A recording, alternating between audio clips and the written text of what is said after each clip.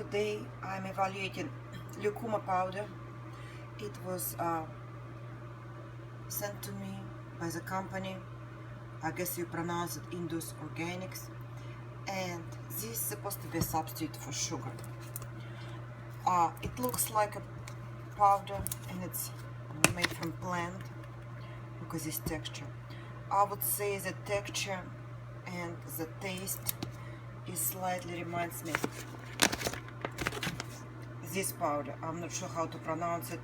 Masa, I call it masa powder, and I'm using it for months now.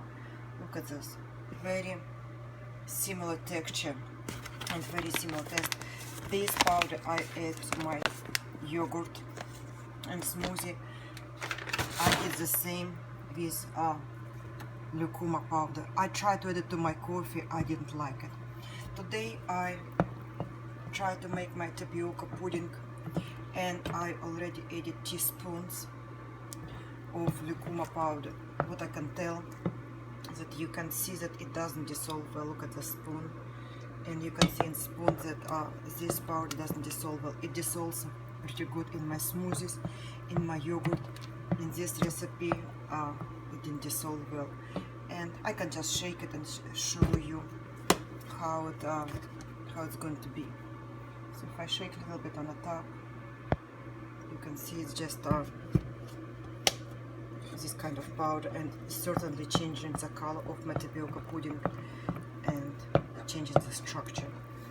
It certainly gives it a sweet taste, but to make it sweeter I added.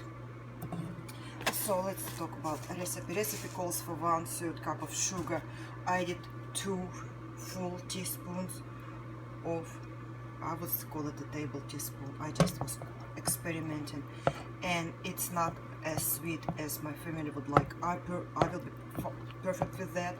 I like when it's slightly less sugar than everybody else, but I know my family is not going to like it.